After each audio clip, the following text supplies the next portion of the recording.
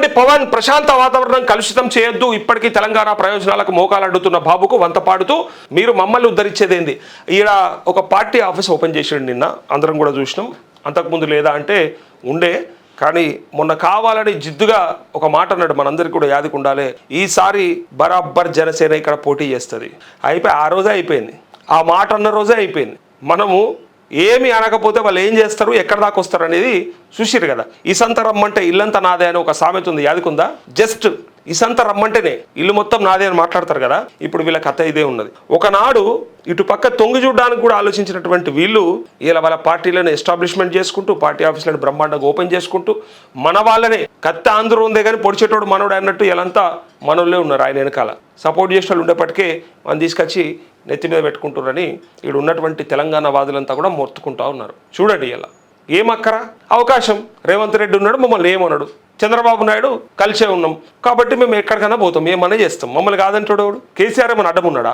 అప్పుడంటే ఆయన ఉండే, ఆయన చూస్తే ఎందుకు వచ్చిందిరా ఆయన అటు పోతే మళ్ళీ ఏదంటారు కదా, నువ్వు గోకపోతే నేను గోకుతాను అన్నాడు కేసీఆర్, యాదుకుందా? అట్లా అనవసరంగా గోక్కున్నట్టుంటుంది, వదిలేద్దామని చెప్పి రాష్ట్రాన్ని అసలు అలా లెక్కలో కూడా లేకుండా పక్కకు పెట్టి పోయి ఆ రాష్ట్రంలో అధికారంలో రావడానికి ప్రయత్నం చేసిన వాళ్ళు ఇవాళ ఇక్కడికి కూడా వచ్చి డైరెక్ట్గా ఈడ జెండా పాతుతున్నారు అన్నప్పుడే అర్థం చేసుకోవాలి మళ్ళా కథమైపోతుంది మన అస్తిత్వం అని చెప్పి. వేరే వాళ్ళు ఉండొద్దా అన్నా, వేరే వాళ్ళు పార్టీలు పెట్టొద్దా, వేరే వాళ్ళు ఇక్కడ బతకొద్దా అంటే నేనేమంటున్నా, ఆమ్ ఆద్మీ పార్టీ ఉన్నది, కేజ్రీవాల్ ఈ రాష్ట్రంలో లేదా? ఈ రాష్ట్రంలో లేదా? ఉన్నది కదా. కేజ్రీవాల్ ఢిల్లీకి సంబంధించినటువంటి వ్యక్తి అయినప్పటికీ ఇక్కడ ఆమ్ ఆద్మీ పార్టీ ఉందా లేదా? మాయావతి ఉన్నది, ఉత్తరప్రదేశ్కు సంబంధించినటువంటి బీఎస్పీ ఇక్కడ ఉందా లేదా? చెప్పండి కదా, అది చెప్పేది. ఈ తేడా అర్థం చేసుకోండి. వేరే రాష్ట్రాలకు కాక్రోచ్ పార్టీ చివరికి కాక్రోచ్ పార్టీ కూడా సిజేపీ కూడా ఇక్కడ ధర్నా చేసింది, ఇక్కడ నిరసన తెలిపింది, ఇక్కడ ఎస్టాబ్లిష్మెంట్ స్టార్ట్ చేసుకుంది. ఎవడు కాదన్నాడు, ఎవడడ్డం పడ్డాడు? బీజేపీ కాంగ్రెస్లు లేవా? మేమన్నది ఆంధ్ర ప్రాంత పార్టీలతో సహా మా మీద విషం కక్కిన వాళ్ళ గురించే మేము మాట్లాడినాం, అంతే. ఆడ చెప్పేది చిన్న సింపుల్ లైన్ అర్థం చేసుకోకపోతే ఎందుకు అంటే, నీకు మన మీద వానికి మన మీద ప్రేమ లేదు అనేది అర్థం చేసుకోరు అని చెప్పినాం, అంతే. అంతకుమించి ఇంకా వేరే మాట్లాడలే. వాళ్ళు మన మీద ఎన్నో రకాలుగా అడ్డం పడుతూ మన ప్రాజెక్టులకి, మనకు వస్తున్నటువంటి అభివృద్ధికి, మనకు జరుగుతున్నటువంటి సంక్షేమానికి, ప్రతిదానికి ఏదో ఒక దానికి ఎన్నో మోకాలడ్డే ప్రయత్నం జరుగుతుంటే అది అర్థం చేసుకుంటలేరు అనేదే బాధ. అంతకుమించి ఇంకోటి ఏం లేదు. రావచ్చు పవన్ కళ్యాణ్ ఇక్కడ పార్టీ పెట్టొచ్చు, కానీ ఆ రోజు ఆ మాట అనకపోయి ఉంటే ఎవరొద్దన్నారు? ఆ మాట అనడంతో పాటు ఇప్పటికీ 2-3 సార్లు ఎవడబ్బా జాగిరని మాట్లాడిన తర్వాత ఇంకా అర్థం చేసుకోవాలి వాళ్ళు ఇదే కాదు, పార్టీయే కాదు, రేపు పొద్దుగాల మొత్తం మీద ఉంటుంది. చూడుర్రి, ఇంకా చూడుర్రి. ఒకవేళ నెక్స్ట్ టర్మ్ కనుక 2028, నేను ఇప్పుడే చెప్తా ఉన్నా, చాలా మందికి అనుమానం ఉండొచ్చు కానీ నేను ఇప్పుడే చెప్తున్నా, 28 కనుక కేసీఆర్ లాంటోడు, నేను కేసీఆర్ను కూడా రమ్మని చెప్పట్లే, కేసీఆర్ వస్తే బాగుండని కూడా అనట్లేదు, కేసీఆర్ లాంటోడు అంటే మన ప్రాంతం మీద ప్రేమ ఉన్నోడు గనక రాకపోతే మీరు 2014 ముందు ఉన్నటువంటి ఆంధ్రప్రదేశ్ ఏదైతే ఉందో అదే ఇక్కడ మళ్ళీ పునరావృతం అవుతుంది, అదే చూస్తారు. వాళ్ళ పెత్తనం రాజకీయంగా కాదు, అన్ని రంగాలలో వాళ్ళ పెత్తనం ఉంటుంది. మళ్ళా గదే పాత కథ అవుతుంది. కావాలంటే మీరు చూసుకోండి, ఎవరికైనా అనుమానం ఉంటే ఇది రికార్డ్ చేసి పెట్టుకోరు. ఇక జిహెచ్ఎంసీ ఎన్నికల కోసమే మీరు డ్రామా అంటూ జిహెచ్ఎంసీ ఎన్నికల కోసం తమాషా చేస్తారు. ఇక అయిపోయింది, చెప్తున్నా కదా. జిహెచ్ఎంసీలో పోటీ చేస్తారు, తర్వాత ఊర్లలో ఎంపీటీసీ జడ్పీటీసీలు పోటీ చేస్తారు, దాని తర్వాత వచ్చే జనరల్ ఎలక్షన్స్లో కూడా పోటీ చేస్తారు, మళ్ళా కొంతమంది ఎమ్మెల్యేలు అవుతారు, మళ్ళా మొత్తానికి తెలంగాణ ఏం సెంటిమెంట్ వా ఇంకా చాలు అంటారు. మళ్ళా ఎవడన్నా ఇట్లనే వేరే రాష్ట్రాలకు సంబంధించిన పార్టీలలో కనుక ఎమ్మెల్యేలు పెరిగితే చివరికి వీళ్ళే తీర్మానం చేసి మళ్ళీ పంపుతారు. అప్పుడు కలపలేదా? హైదరాబాద్ స్టేట్లో ఉన్నటువంటి తెలంగాణ తీసుకుపోయి ఆంధ్రాలో కలపలేదా? ఇప్పుడు కూడా కలుపుకోరువా, ఏమున్నది? పాపం రాజధాని లేదు ఆంధ్రప్రదేశ్కు, కాబట్టి వాళ్ళ కోసం మేము త్యాగం చేస్తాం, మళ్ళా ఒకటి చేయరు, ఏం కాదు, ఆంధ్ర తెలంగాణ ఒకటి చేయరు అని చెప్పేసి మళ్ళీ ఈ దొంగలే తీర్మానం చేసి పంపుతారు. మనోడు ఉంటే వద్దు ఉండాలని అంటాడు, మనోడు లేకపోతే ఏం చేస్తాడు? కలుపుకోరని చెప్తాడు. అప్పుడు జరిగింది ఏంది? అప్పుడు చేసింది ఏంది? అప్పుడు చట్టసభలలో ఎవరుండే?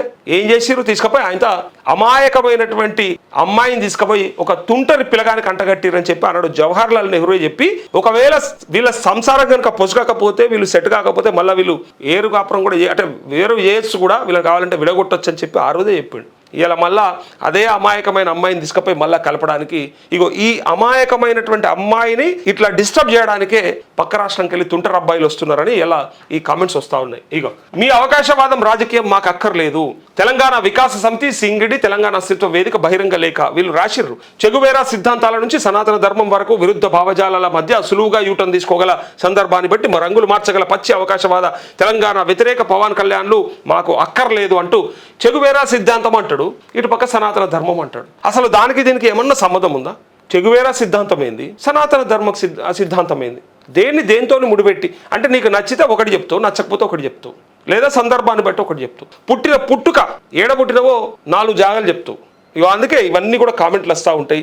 ఎందుకు వచ్చేదా బ్రహ్మాండంగా ఉప ముఖ్యమంత్రిగా ఉన్నావు, అయితే ముఖ్యమంత్రి అవ్వచ్చు, అక్కడ కష్టపడవచ్చు, అక్కడ ప్రజలకు మీరు ఇచ్చిన హామీలు సూపర్ 6లో అవన్నీ కూడా కథం పట్టించేసి ఆ రాజధానిని కనుక బ్రహ్మాండంగా డెవలప్ చేసుకొని అక్కడి ప్రజలను ఏదైనా ఉద్ధరించారు. కానీ ఎందుక ఇక్కడ మేము కూడా తిట్టినాం కదా కేసీఆర్ నానాడు. కూట్లే రాయి తీయలేనాడు పోయి ఏట్లా రాయి తీస్తా అంటున్నాడు, పంజాబ్లో పోయి రైతులకు చెక్కులు పంచి వచ్చినాడు మేమే అన్నాం. ఇలా నీ కథ కూడా గదికే వచ్చింది. ఇగో సినీ గ్లామర్ను చూసి మోసపోవడానికి, కుల మతాల ఉచ్చులో పడడానికి ఇక్కడున్న సామాన్య యువత కాదు, నాడు ఉద్యమంలో ఉరకలెత్తిన తెలంగాణ యువ చైతన్యం మీదంటూ సరే ఇది మొత్తానికి పవన్ కళ్యాణ్కు సంబంధించినటువంటి వార్త. అయితే కొంతమంది ప్రజా సంఘాలు ఇగో బహిరంగ తెలంగాణ అస్తిత్వ వేదిక అని చెప్పి ఇక్కడ వికాస సమితి సింగిడి అని వీళ్ళు బహిరంగ లేఖ రాసిరట. సరే ఆ లేఖల మొత్తం సారాంశం ఇదే ఉంటుంది, నో డౌట్.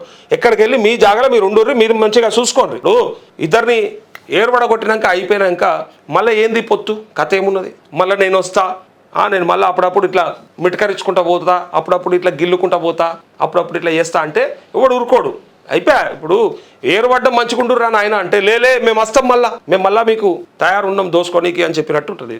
తెలంగాణ వికాస సమితి సింగిడి తెలంగాణ అస్తిత్వ వేదిక బహిరంగ లేఖ వీళ్ళు రాసిర్రు. చెగువేరా సిద్ధాంతాల నుంచి సనాతన ధర్మం వరకు విరుద్ధ భావజాలాల మధ్య సులువుగా యూటర్న్ తీసుకోగల సందర్భాన్ని బట్టి రంగులు మార్చగల పచ్చి అవకాశవాద తెలంగాణ వ్యతిరేక పవన్ కళ్యాణ్లు మాకు అక్కర్లేదు అంటూ చెగువేరా సిద్ధాంతం అంటాడు, ఇటు పక్క సనాతన ధర్మం అంటాడు. అసలు దానికి దీనికి ఏమన్నా సంబంధం ఉందా? చెగువేరా సిద్ధాంతం ఏంది, సనాతన ధర్మ సిద్ధాంతం ఏంది? దేంతో ముడిపెట్టి అంటే నీకు నచ్చితే ఒకటి చెప్తావు, నచ్చకపోతే ఒకటి చెప్తావు, లేదా సందర్భాన్ని బట్టి ఒకటి చెప్తావు. పుట్టిన పుట్టుక ఏడబుట్టినవో 4 జాగాలు చెప్తావు. ఇక అందుకే ఇవన్నీ కూడా కామెంట్లు వస్తూ ఉంటాయి.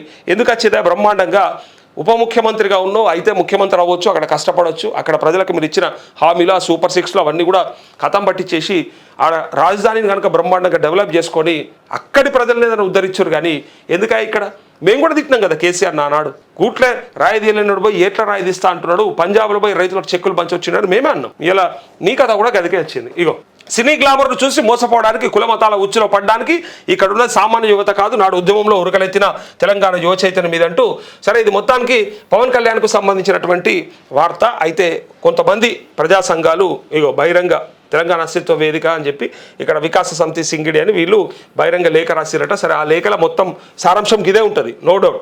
ఎక్కడికి వెళ్ళి మీ జాగాలో మీరు ఉండుర్రి, మీరు మంచిగా చూసుకోండి. ఇద్దరిని ఏర్పడగొట్టినాక అయిపోయినాక మళ్ళీ ఏంది పొత్తు కథ ఏమున్నది? మళ్ళీ నేను వస్తా, నేను మళ్ళీ అప్పుడప్పుడు ఇట్లా మిటకరించుకుంటా పోతా, అప్పుడప్పుడు ఇట్లా గిల్లుకుంటా పోతా, అప్పుడప్పుడు ఇట్లా చేస్తా అంటే ఎవడు ఊరుకోడు. అయిపోయా. ఇప్పుడు ఏర్పడ్డం మంచిగుండురా నాయన అంటే లేలే మేము వస్తాం, మేము మళ్ళీ మీకు తయారున్నాం దోసుకోనికి అని చెప్పినట్టు ఉంటుంది.